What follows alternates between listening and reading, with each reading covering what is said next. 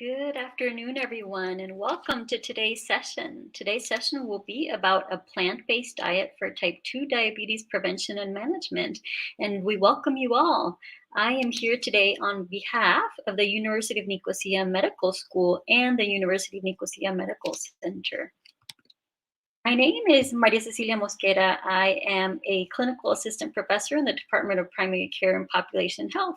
I'm also certified in lifestyle medicine and obesity medicine, which is why we're here today to talk about a plant-based diet. This week, we have celebrated World Diabetes Day on the 14th of November. So this talk today is on the occasion of World Diabetes Day. So we'll be talking about diabetes and specifically type 2 diabetes. So I mentioned before that I'm a lifestyle medicine physician. For those of you that are not aware, lifestyle medicine has 6 pillars. It focuses not just on healthy eating and physical activity, but also on managing stress, having healthy relationships, having restful and restorative sleep, and avoiding risky substances. So today, specifically, we're going to be talking about the healthy eating pillar of lifestyle medicine. And our goal with this conversation is to learn more about how a plant-based diet can help prevent and manage type 2 diabetes. Specifically, we're going to be going through 4 parts in our conversation today. The first is we're just going to give an overview of what is type 2 diabetes to make sure we're all on the same page. Then we're going to go through the role of a plant-based diet in diabetes, and we're going to talk about what is a whole food plant-based diet. And then we're going to give some tips on how to move towards a whole food plant-based diet. Today's session will be an hour, and as I said, I'm a lifestyle medicine physician, so I encourage you to please stand, stretch, or move as you watch this presentation today. And as we are in the presentation, if you have any thoughts or questions, please feel free to write them in the chat box if you are watching on YouTube Live. In addition, if you were watching this as a recording, because this presentation will be recorded and posted after our presentation finishes today, these are the instructions for how you can turn on the closed captions in Greek once the recording has been posted. So first, let's start with what is diabetes to make sure we're all on the same page. First off, let's talk about glucose or sugar. So glucose comes mostly from the food that we eat, as in all the things you see in the image on your screen. And glucose levels rise in your blood after you eat. But glucose doesn't only come from table sugar. Glucose comes from carbohydrates, and there are different types of carbohydrates. On the screen here, you can see that there are starches and sugars. So sugars are things like honey, table sugar, maybe the fruit juice that you drink, or the fruit that you eat, or a cookie, or a chocolate, a cake, or milk. But starchy carbohydrates, or the starches, are things such as breads, rice, pulses or legumes, and potatoes. So there are different types of carbohydrates. And glucose, the purpose of glucose is to give your body energy. And your body, in order to use this glucose, needs something called insulin in order for your body to be able to make energy. Insulin comes from a part of your body that's called the pancreas. You can see in the image here that it's traditionally towards the left-hand side of your abdomen. So insulin is made by the pancreas. And when we're talking about diabetes, your body doesn't have appropriate insulin. In diabetes, your body either doesn't have enough or any insulin or can't use its insulin. So if your insulin isn't working appropriately or you don't have enough, then insulin can't help your body use the glucose in your blood. So what happens is the level of your glucose in your blood gets too high. And that's what happens in diabetes. So many of us have normal glucose, but there are some who have a little bit high glucose in their blood. That's called prediabetes. And when it's too high, it's called diabetes. And this is measured by when you go to your doctors or your clinic, then they will do some tests and they'll tell you if you have prediabetes or diabetes. Now, there are different types of diabetes. Today, specifically, we're going to be talking about type 2 diabetes, but just to mention the differences between type 1 diabetes and type 2 diabetes are, if we talk about type 1 diabetes, the pancreas can no longer make insulin. and it can't make insulin from the very beginning. But the difference with type 2 diabetes is that in the beginning, the pancreas can't make enough insulin or it doesn't work properly. But over time, people with type 2 diabetes, it can happen that your pancreas also cannot make insulin.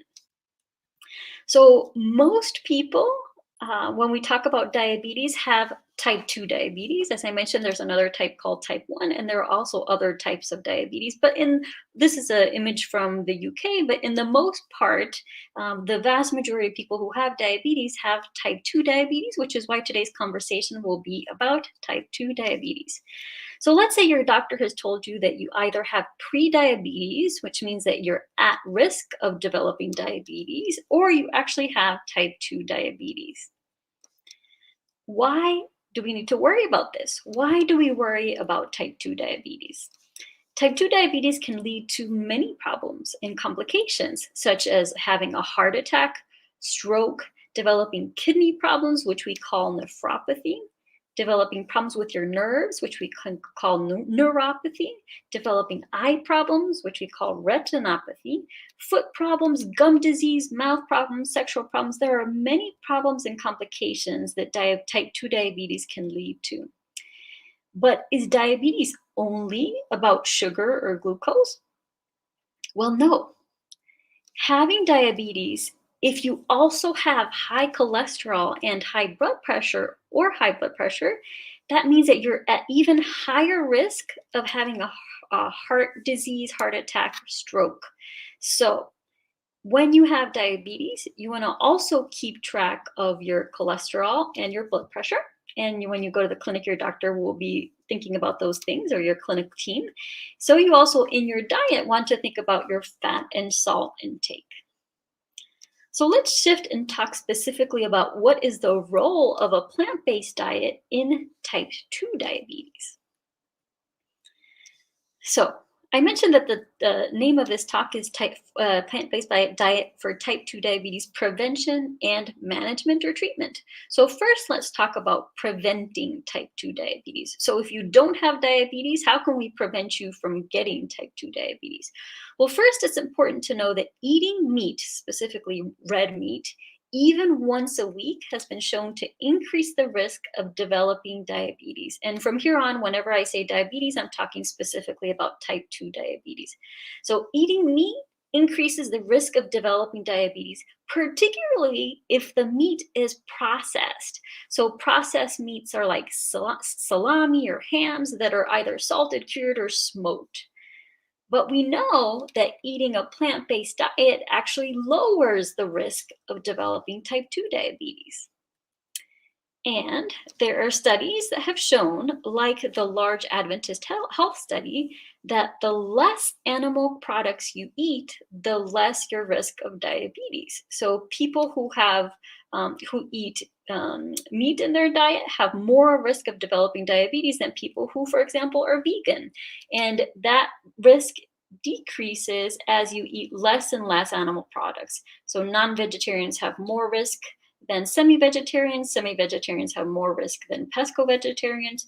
Pesco-vegetarians have more risk than lacto-ovo-vegetarians. And lacto-ovo-vegetarians have more risk than vegans. So vegans have the lowest risk of developing diabetes when we compare to the groups of people that are here listed on the screen. Now that was the prevention of type 2 diabetes. I also mentioned that we were going to talk about the management or treatment. So what if you already have type 2 diabetes? Your doctor has told you have diabetes or you have pre-diabetes. Well, plant-based diets can help treat and even reverse diabetes for a variety of reasons. For example, the foods are lower in fat, higher in fiber, and they have higher water content. Overall, this means that you're eating less dense calorie-dense food. So you're eating lower calorie density foods. This can help you maintain a healthy weight and a healthy fat mass, and can lead to improved glucose control and less insulin resistance. So there are a variety of reasons why eating plant-based foods predominantly can actually help treat your diabetes or even reverse it. So I mentioned before about weight because many people with type 2 diabetes are actually overweight or obese. And with diabetes, getting to and maintaining a healthy weight can actually help you feel better, improve your blood pressure, and help your cholesterol, and also reduce the risk of those complications we mentioned before, such as the complication with your eyes, feet, and heart. So what's important for us to talk about is that there are people who have diabetes, type 2 diabetes, that are able to stop taking their medication and put their diabetes into remission through lifestyle changes, particularly weight loss. But lifestyle changes also include diet, which we're talking about today. So it is possible to put your type 2 diabetes into remission, which means that basically when you check your blood levels, they're all normalized through lifestyle changes. So think about that. Now let's talk about what is this whole food plant-based diet that I'm talking about today. So a whole food plant-based diet is one in which you eat mostly a variety of minimally processed vegetables, fruits, whole grains, legumes, nuts, and seeds. And notice that I said mostly and a variety, right? So if we look at this plate right here, you can see that the plate is filled mostly with fruits and vegetables, and the proteins that are on the plate are things such as legumes and pulses like chickpeas and black or red beans, lentils. There are nuts and seeds. You can see some almonds, maybe some flax seeds. And when we talk about the grains that are on your plate, instead of white rice, a white potato, white bread, you can see a whole grain bread, whole grain pasta, brown rice, things that have fiber and are whole grains. And you see that as a beverage, it's water. So we're talking about a whole food plant-based diet, but what does that mean specifically? Because there are actually different types of plant-based eating patterns. And although I'm calling this the whole food plant-based diet, in reality, it's a pattern of eating, a way of eating. So there are a variety of plant-based eating patterns, one of which is the Mediterranean diet. And right now I'm in Cyprus, and in Cyprus, the original traditional diet was the Mediterranean diet. I say was because not everybody that lives in Cyprus or in other Mediterranean countries is eating the traditional Mediterranean diet. So what is the traditional Mediterranean diet? It's a diet that's high in vegetables, fruits, legumes, nuts, beans or pulses, cereals and whole grains. It also includes fish and unsaturated fats, specifically olive oil, but it's low in meat and dairy foods. So notice that the top row of items that are listed there are really what I've described as part of a whole food plant-based diet. Now that is the Mediterranean diet. It is a plant-based eating pattern. But there are also vegetarian diets, like if you are pescatarian or pesco-vegetarian, you might exclude meat and chicken from your diet, but you would eat seafood and everything else. Now, if you're lacto-ovo-vegetarian, it sounds like a very fancy word, but it basically means that you eat milk products, egg products, but you won't eat any meat, fish, or poultry. And then vegans are people who exclude all animal foods from their diet.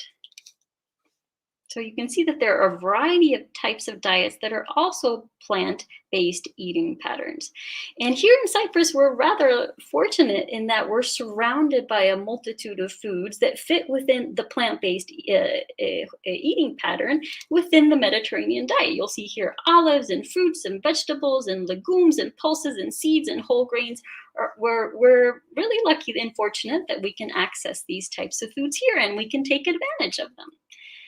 So now that I've shared with you what a whole food plant-based eating pattern is like, let's go through some common questions that might arise. Because you might be asking, does that mean that I need to give up my meat and actually become vegan? Well, not necessarily. We're going to talk about why that later, but it's also important to notice that a vegan diet is not necessarily a healthy diet if it's filled with junk food or highly processed food. Because you might notice nowadays you can go to the stores and you can find all kinds of foods that are packaged and processed, but they're vegan. So let's talk about that more in detail. Now, if you look at this slide here, you look at the left-hand side of your screen, we're going to start with what is an unprocessed food. So these are the natural parts of plants and animals, like your fruits, your vegetables. Nothing's been done to them. You take a carrot from the ground, maybe you rinse it, and that's it. There's nothing else that's been done to process that carrot. Now, if we move towards thinking about what is a minimally processed food, so if you want to preserve those foods that come from nature, let's say you collect some beans and you freeze them so that you can use them for later, or you take some pulses and you dry them, or you take some almonds and you grind them into an almond butter. You've minimally processed your food. You've done just a little bit to be able to process it, usually to be able to preserve it and use it later, because you don't want to eat all your food on the same day. If, let's say, you have a harvest full of almonds, you want to save some for later. That is called minimally processed foods. Processed foods do even more to that particular food. So they may add salt, sugar, or fats. If you look at the list of ingredients for that food, it might actually have 2 to 3 ingredients, maybe even more. And those can be readily eaten without further preparation. So let's say bread or canned beans where they actually have salt and sugar added, or olives that you've brined with salt, and cheese that you've also used salt to make it. So these are actually processed foods. Although they're not heavily processed, they've been processed so that we can save them, use them, so that they won't go bad on the second that you eat them, and so that we change them slightly from milk, for example, into a cheese. Now, the last category are highly or ultra processed food. So these foods involve multiple steps to get to that final product. They may have artificial colors or flavors. These are like some of the chips that you may buy in the store that have, artificial coloring, or the beverages that have artificial coloring and flavoring, and they have, 15 ingredients when you look at that ingredient list. So the idea is that we want to focus on unprocessed foods for our diet as much as possible. So our eating pattern should include mostly unprocessed and minimally processed foods, and the minimal amount of highly or ultra processed foods if feasible. So more unprocessed, less processed foods. Because our goal is to move towards eating a pattern of foods every day that is mostly minimally processed or plant-based. So that would be a whole food plant-based diet. So notice it's important to call this a whole food plant-based diet. You don't want to think just about a plant-based diet that's full of junk food. You want to think about a whole food plant-based diet.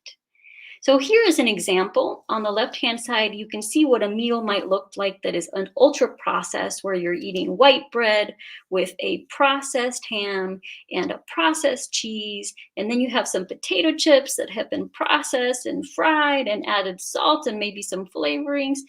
You also have artificial lemonade. Whereas on the right-hand side, you have a minimally processed meal that includes cucumbers and tomatoes and apples and a whole grain like barley. It includes steamed broccoli. And in this particular image, it shows grilled beef, which is a whole food. If we're talking about a fully plant-based diet, the beef would not be on the plate. But you can see the difference between what an ultra-processed versus a minimally processed plate would look like. So the right-hand image is more whole food, mostly plant-based. Now that was the first question. The second question that you might be thinking about is maybe you have diabetes and you've thought that you were supposed to avoid carbohydrates because of your diabetes. Well, yes, you want to avoid processed carbohydrates as much as possible. The sugars, the white flours, the chocolate cake, the cookies, because processed carbohydrates are absorbed much more quickly by your gut than unprocessed carbohydrates. So what happens is that glucose, that sugar level in your blood, goes up too quickly. But there are unprocessed carbohydrates in whole foods that are better than processed carbohydrates because they're higher in fiber and they take longer to digest. So what happens is your glucose level in your blood goes up much less than if this were a processed carbohydrate. So you don't necessarily have to avoid all carbohydrates. You talk to your doctor and your clinic team because they know your health condition. But if you were to eat carbohydrates, the better carbohydrates to eat are whole food, whole grain carbohydrates. And what are some examples of those? If you see the image on the right-hand side, that might be your brown rice instead of your white rice, or your millet, or your barley, or your whole grain oats, or your whole grain pasta, whole grain seeded bread, for example, as opposed to your white bread. Okay, third question you might be thinking about is, hey, maybe you heard that you thought you were supposed to avoid fruit because you have diabetes. Well, not if you focus on eating a varied whole food plant-based diet. If you're mostly eating a whole food plant-based diet, there's no reason why you should be avoiding fruit, and you can talk to your clinic team to be certain based on your own personal condition. But I'll share with you, there have been studies, like 3 large studies, that showed that actually eating more whole fruits, specifically in those studies, blueberries, grapes, and apples, was actually associated with a lower risk of diabetes. But drinking more fruit juice was associated with a higher risk of diabetes. So eat your fruits, don't drink your fruits, right? Just the whole fruit itself, the apple, the orange, is a whole food. The orange juice, the apple juice, is not a whole food, it's been processed. Okay, so let's go to question number 4. But I thought that if I eat a fully plant-based diet, I'm going to need vitamins. Well, it depends.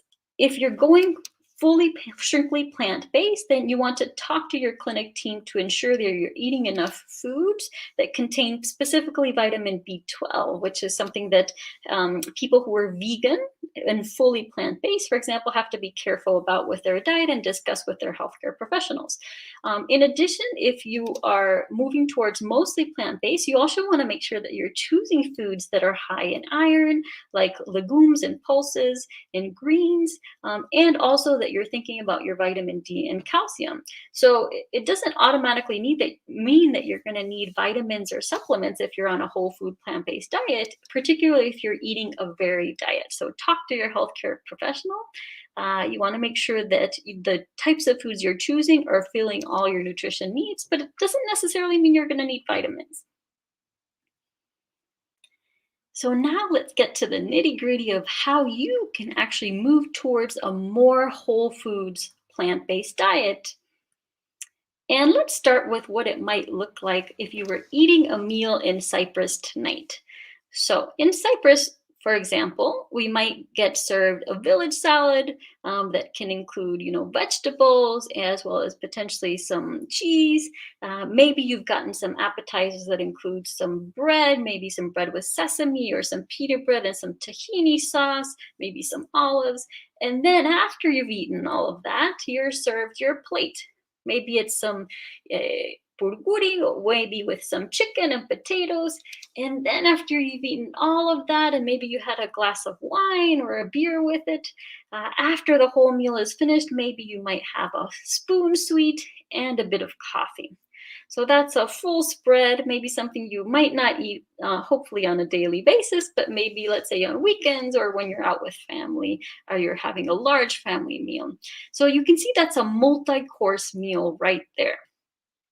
And what you want to think about is, if you were to envision how much food and what types of foods you actually had on your plate in a whole food plant-based diet, you want to think about it this way. divide your plate like that image on the left-hand side so that half of your plate is filled with fruits and vegetables. So let's say you had that village salad with just the tomatoes and the cucumbers and the lettuce and the bell peppers, let's say. And then on 1/4 of your plate, look at the right-hand side, you filled it with a protein. Let's say you actually chose black-eyed peas. Just recently was black-eyed peas season here in Cyprus. So maybe you chose to fill 1/4 of your plate with black-eyed peas, and then maybe you chose a whole grain, like a whole grain barley or a whole grain. Maybe you had some whole grain bread or pasta or brown rice, or maybe you had some bulguri. But that was just 1/4 of your plate, as opposed to almost all your plate filled with a grain and a meat, and not so much fruits and vegetables. And then as a beverage, you want to focus on your water as much as possible. So that would be an example of how you would fill your plate to move it towards being a whole food, plant-based plate.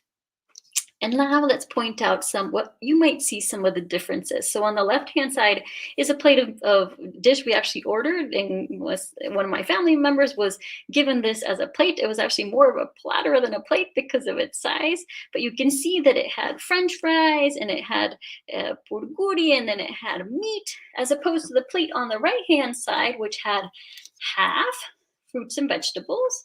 1/4 of the plate was filled with legumes, and the other 1/4 was filled with whole grains. So there's a difference here with the proportion of how much grains and meats you're eating, how much more fruits and vegetables you have on the right-hand side plant-based plate, and then the fact that you've chosen a plant-based protein instead of a red meat. So the idea is to focus on whole grains, legumes and pulses, vegetables, fruits, nuts, and seeds. Remember, that's what we said is a plant-based diet. So here are some examples. Let's go through what a whole day might look like. Let's say you start with breakfast. For example, these are some almond flour pancakes with whole grain flour and flax that were made for breakfast, along with a salad of cherries, or let's say apples, some fruit, and maybe you had some water to go along with it, or another beverage such as black coffee if you drink coffee. And then for lunch, your lunch was focused on whole grains, legumes, and vegetables. In this particular example, these are whole grain tortillas that happen to be filled with black beans and tomatoes and bell peppers, along with some healthy fat with the avocado. And they actually have some greens in them, such as kale. But you can imagine that any other legume or bean, black-eyed peas or lentils with rice, brown rice, for example, that might be your lunch. And on dinner, here is another example. These are chickpeas, along with a whole wheat pita instead of a white pita. And then half of that plate is a salad with kale and vegetables, along with fruit. And then for snacks, you might focus on an unsalted nut or seeds. And here it might be an almond butter or a peanut butter that is unsalted, along with an apple to dip, so you have a little bit of protein along with your fruit. Same thing for this other snack plate that you see. It's some vegetables along with some chickpeas. Maybe it's some vegetables and hummus. This is what a full day of eating a whole food plant-based diet might look like. So we also want to focus on whole foods. Remember, we said the less processed, the better. So on the left-hand side, you can see that we want to choose to eat the fruit instead of that fruit juice, because it has more fiber. It's gonna not increase our glucose levels as quickly as drinking the fruit juice. The beverages in the middle, we would want to choose water instead of that highly processed artificial beverage. For a snack, instead of choosing something that's processed out of the vending machine, we can have those apples and almonds, or apples and peanut butter, or hummus and vegetables. So choose whole foods. So in this particular scenario, the whole foods we would have chosen would have been the orange, the water, and then the snacks of fruit plus an unsalted nut. The less processed, the better. Remember, we talked about the fact that with type 2 diabetes, we don't only think about glucose, we also want to think about salt and fat, because high cholesterol and high blood pressure are something you also want to think about and manage. So here are some examples of what being aware of your salt might look like. So packaged and processed foods, as we talked about, one of the ways that foods are processed is salt is added to them to preserve them. So packaged processed foods, in fact, sometimes breads that are processed are high in salt as well. So the more you can avoid any type of packaged or processed food, and the more you can cook at home, the better. In fact, you don't want to add extra salt to your food if you don't have to, but think about the fact that most of the salt in people's diet comes from packaged or processed foods. So when you cook at home, choose to use herbs and spices instead, but mostly think about how many packaged processed foods and beverages you're eating and drinking that might have salt. So the less salty choice in this particular scenario, instead of a canned bean, might be a dry bean. Instead of a salted nut, would be an unsalted nut or seed. So it's important to be aware about and think about salt. Now let's talk about fat. In this particular image, we're showing what a mostly plant-based diet would be, but if you're not avoiding some animal products. So for example, you want to avoid or eat less red meat specifically. You want to avoid butter, full-fat cheeses, and full-fat dairy milks, specifically when we're talking about type 2 diabetes. You want to focus instead on the lean proteins, which would be the legumes or pulses and beans, fish, and chicken. And you want to focus on good fats instead, such as avocados and nuts. So it's important to think about where you're getting the fats in your diet, because as we talked about, high cholesterol is also the cholesterol is also important to people who have type 2 diabetes. And when you're choosing whole foods, plant-based foods, you choose things such as an avocado, or you choose things such as nuts, and those are natural foods that have better fats than the alternatives. We've talked about what types of foods that you want to choose, but also remember that portion sizes will be important. So how much you eat. Remember, I talked about that plate that you see the photo here on the screen that was served to us that actually looked more like a platter for multiple people, but it was meant as a plate for one person. So think about what size plate you're using, how many servings you serve yourself.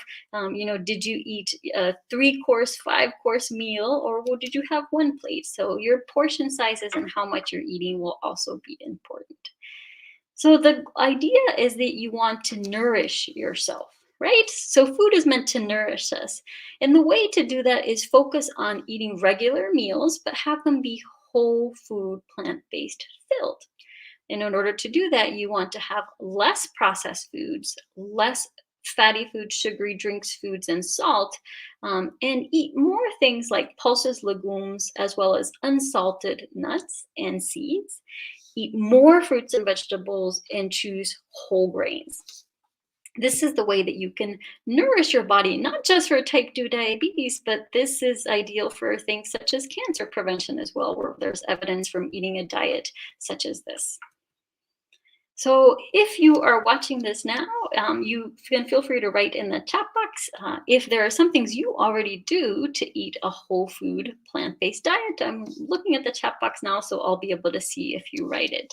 And if not, we'll share that one of the things that we do is when I go, for example, to buy fruits, we wash them and get them ready as soon as we buy them, and then we put them out on the plate on the kitchen table. So there are plates full of washed and ready fruits to make sure that if somebody's looking for a snack, the first thing they're going to see when they walk into the kitchen is a bowl of fruit that's ready to eat. Same thing with vegetables. You can cut them and have them ready in the fridge so that if you're looking for a snack, you don't turn to something packaged, but the first thing you see, the first thing that you look at when you open the refrigerator is some chopped veggies, for example, with some hummus container right next to it. So that's one thing that we can think about in our house to make it easier to choose whole food plant-based snacks. Maybe there are some things that you do as well. So you've been hearing today about a whole food plant-based diet, and let's say this has called your attention and you feel like you want to start to move towards a more whole food plant-based diet for type 2 diabetes prevention or management. So how do you start this? One way to do this is to set SMART goals. So what is SMART? SMART is an acronym. So an acronym where the letter SMART stand for 5 different words. The first word is specific. So what is it that you actually want to do or add to your diet or change? The second word is measurable. How much or how many times a week are you going to do this, add something, change something? The third letter, A, is for achievable. Do you actually have what it takes to follow through? For example, do you have fruits and vegetables in your kitchen? Do you have the capacity to go out to the supermarket on Sunday to get what you need? The fourth letter, R, is realistic. What can you do? Do you really expect that you're going to throw away all the processed foods in your house? If there are other people that live in your house besides you, maybe they might have something to say about that. So you have to choose something that's realistic for you and your situation. And time-based, how often are you going to do it? When are you going to start? How long are you going to do it? Noting that when you set a SMART goal, you want to set a goal that is small, like a 1-week goal or a 2-week goal, because it's easier to take that goal, try out the change, then evaluate after that 1 week, what happened? What obstacles did you encounter? How can you change that goal a little bit to make it fit better within your life? So let's give an example of what a SMART healthy eating goal might look like when we're thinking about a whole food plant-based diet. So let's say for you, maybe you work all day long and you're starving when you're at work, and the first thing you see is the vending machine or the periptero or the kiosk right around the corner, and you're just so tempted to go get something that you end up buying a processed snack. For example, for you, you might be thinking, I want to take a whole food plant-based snack with me to work so that I have 2 snacks with me each work day. For the next 1 week, I'm going to try this, and I'm going to start that on Monday. So starting on Monday, I will carry 2 whole food plant-based snacks with me to work each work day for the next 1 week. Is a SMART healthy eating goal, because you've said, what are you going to do? You're going to carry those 2 snacks, and they're going to be whole food plant-based snacks. Maybe you have in mind that you're going to take some hummus and veggies, or you're going to take some unsalted nuts and some fruit. And you're going to do that every work day. So you're going to get ready. You feel like you have fruits and vegetables and the snacks you need. You have the capacity to plan that this weekend, and you're going to pack that, let's say at nighttime, get ready so it feels achievable, it's realistic for your life, and you've chosen when you're going to start and how long you're going to do that. And your trial is in a reasonable amount of time. It's 1 week. You're not saying that you're going to do that for all of 2021 and 2022, which would be a much harder goal to achieve. So setting a SMART healthy eating goal that you're able to try out and more likely to achieve makes it easier for you to make goals about your diet or about anything else in your lifestyle. So instead of just saying, well, I really want to eat healthier snacks at work, or I really want to have healthier snacks for my family, at home. That's not a goal that's written in the SMART way, as opposed to the second goal that's on the bottom of the screen right now, where you said, starting on Monday, I'm going to take 2 whole food plant-based snacks with me each workday for the next 1 week. So Monday, Tuesday, Wednesday, Thursday, Friday, and I'm going to try it out for 1 week. What happens? Saturday or Sunday comes around after next week, and you're going to think about what happened during that week. Was there one day that you forgot? Or maybe you never made it to the supermarket because something happened on something. So you think about, what obstacles did you encounter? And then think about, what can you do to overcome those obstacles? Maybe you decide that taking 2 snacks is just too much work for you. So you're going to start off with taking 1 snack that's whole food plant-based to work with you each workday, and try that for the second week. And then at the end of the second week, you reevaluate what happened. Did that work for you or did that not? So the important part is to set a goal that's SMART. And then the most important part is to reevaluate it at the end. So In the clinic of the University of Nicosia Medical Center, many of the physicians and the people who work there use SMART goal forms that allow you to log what is your SMART goal, to think about what are your obstacles, and to check off how and if what happened every day. Let's say for that next week or 2 weeks that you chose that goal. So you might want to think about doing that. Write down your goal and track it and see what happens, because the idea is to make progress. It's not perfection. So I'm looking at the chat box right now. Perhaps you have some thoughts about a SMART goal that you might want to try. We talked about a snack SMART goal. So if anybody wants to say or share what type of goal they're thinking about after our conversation today about a whole food plant-based diet. Perhaps some of you are thinking about, I want to increase the number of vegetables I'm eating in my diet, because maybe you only eat vegetables twice a week. So maybe you decide that you're going to go from eating vegetables twice a week to say that you're going to try to have one vegetable a day from Monday, Tuesday, Wednesday, Thursday, or Friday of next week for lunchtime, and you're starting on Monday. And maybe you've decided that you actually want to have one green vegetable. So it's going to be like kale or spinach or something like that for lunchtime every weekday for next week. And you're starting on Monday, you're going to try it for 1 week. So that's one goal. Seeing if anybody has given us some thoughts in the chat box of what they want to try.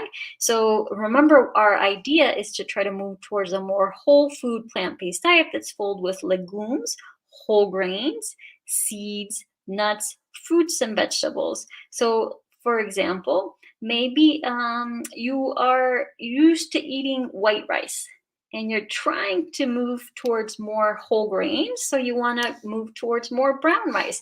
But let's say you don't like the taste of brown rice as much as you like the taste of white rice. So what some people do is they mix. So if you're cooking and you measure out 1 cup of white rice to cook it in your pot, you might do 3/4 of a cup of white rice and 1/4 of a cup of brown rice, and try that this week. So let's say I'm going to try that on Wednesday or Monday or Friday when I make rice for my family. I'm going to try to add 1/4 cup of brown rice instead of white rice, and we're going to taste it and see what happens. And then you're going to try that for 1 or 2 weeks.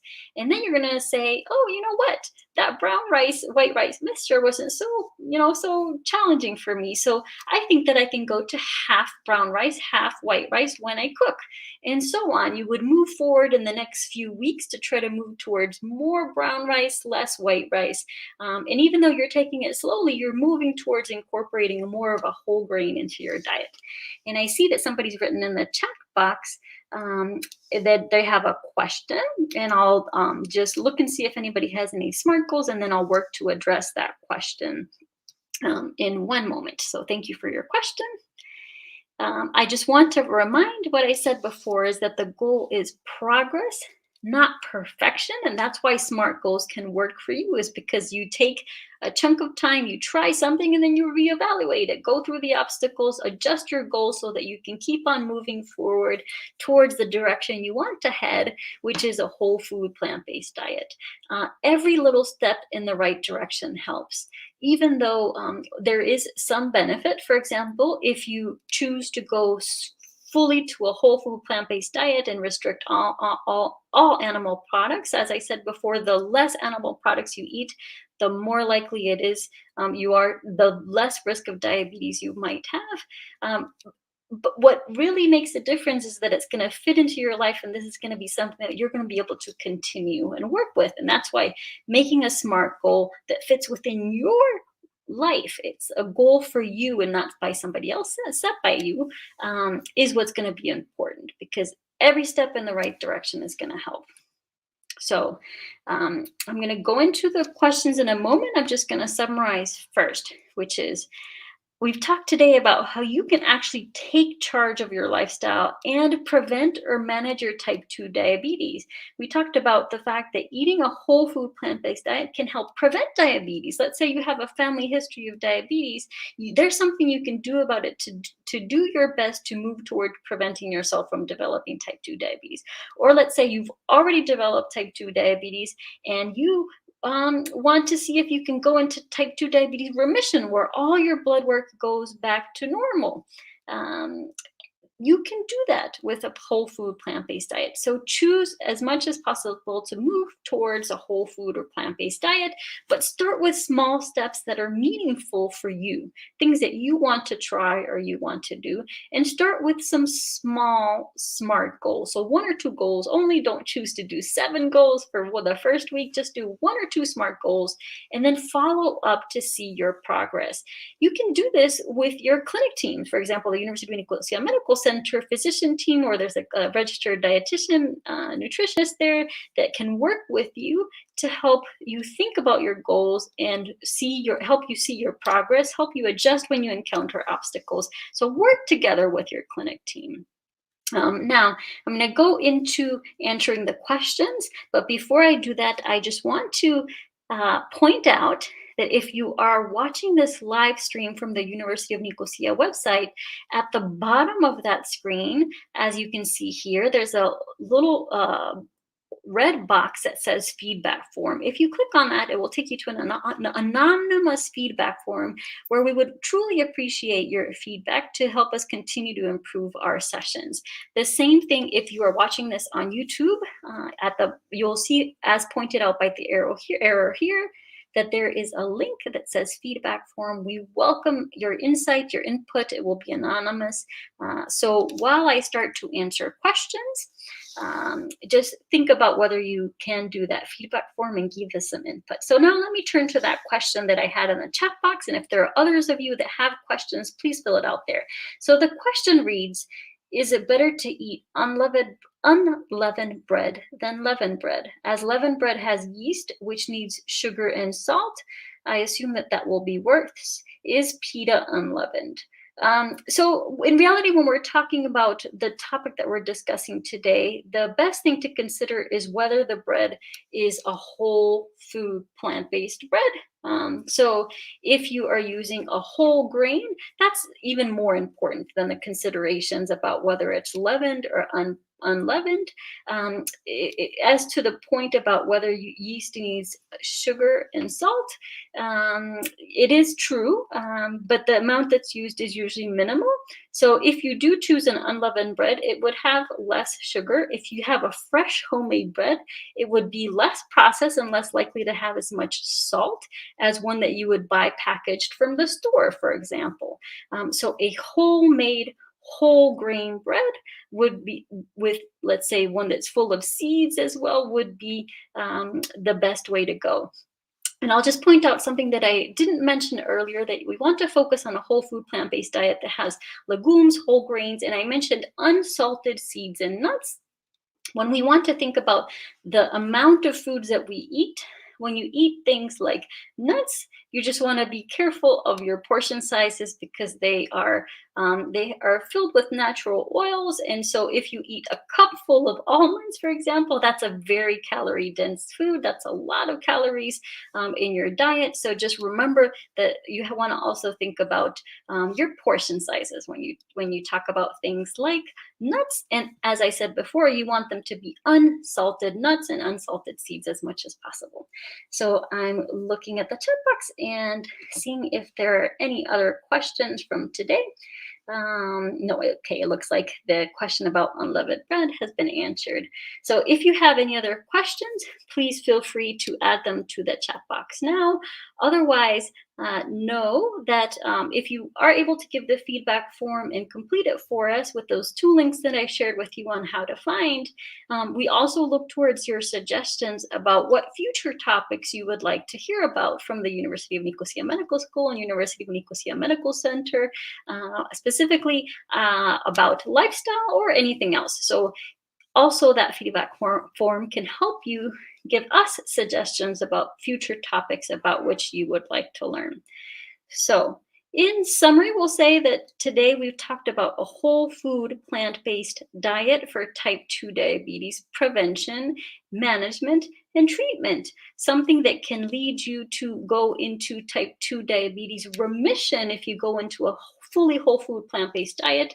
For example, people rather quickly can manage their diet, lose weight, control their BMI, normalize their sugar, and normalize their, improve their, ameliorate their insulin resistance. So if you go directly into a fully whole food plant-based diet, you might see some quicker changes than if you take a slower transition. But what it really depends upon is you. Is it going to be better for you to take your time to adjust to the diet? Because in the longer term, you know that's what's going to be long lasting for you, because what you want to do is choose an eating pattern. Remember, this is not a diet about just something short term. This is modifying the way that you eat so that you can live a long, in the longer term, as healthy and meaningful a life as you would like.